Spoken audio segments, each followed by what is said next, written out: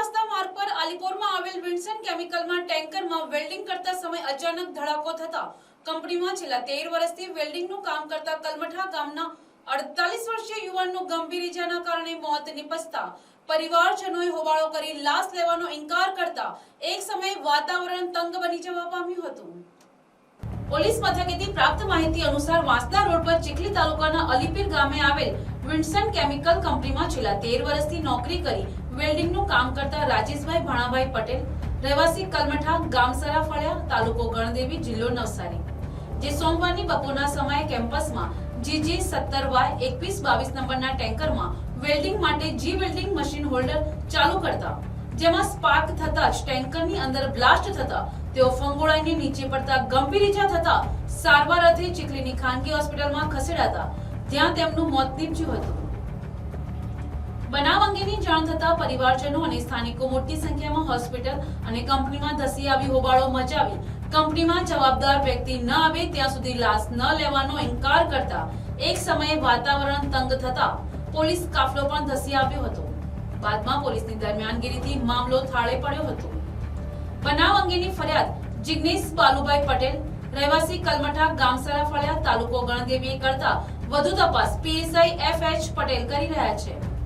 કંપનીમાં કોઈ પણ જાતની સલામતીની વ્યવસ્થા સેફટી ઓફિસરનો અભાવ સહિત કંપનીની બેદરકારીને પગલે નિર્દોષનો જીવ ગયો હોવાના આક્ષેપો કરી રોષ ઠાલવ્યો હતો।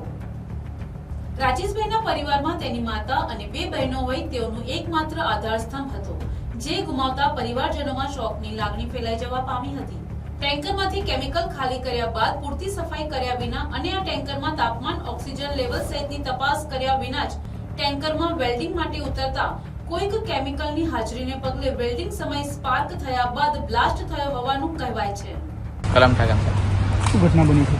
અમારા કાકાના છોકરા રાજેશભાઈ કરીને છે, આ કંપનીમાં જોબ કરે છે અને આ કંપનીમાં જોબ કરતા હાલ એ લોકોને જે ટેન્કરમાં કંઈક હાદસો થયો કે એવું કંઈ થયું એમ કરીને અમને થર્ડ પાર્ટી થ્રુ જાણ થયું। અમે હોસ્પિટલ ગયા, સ્પંદન હોસ્પિટલમાં એ લોકો ત્યાં મૂકીને જતા રહેલા છે, હાલ કોઈ છે નહીં હોસ્પિટલ પર, એક પણ માણસ ત્યાં નથી।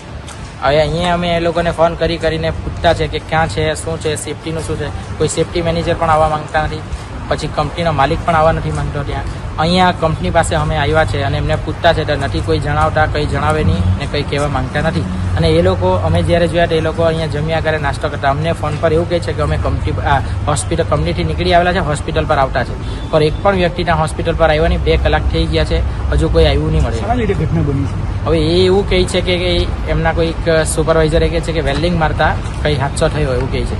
તો મેં એમને એમ પૂછ્યું છે કે સેફટીના સામાન વગર તમે એમને વેલ્ડિંગમાં ટેન્કરમાં ઉતારી કેવી રીતે, તો તે જવાબ આપતા નથી। શું માંગ છે? અમે જ્યાં સુધી એના મેનેજર, કંપનીનો માલિક એ બધા આવે નહીં, અમને સેફટીના પેપર્સથી લઈને બધા પેપર્સ બતાવે કંપનીના, ત્યાં સુધી અમે અહીંથી જશું નહીં।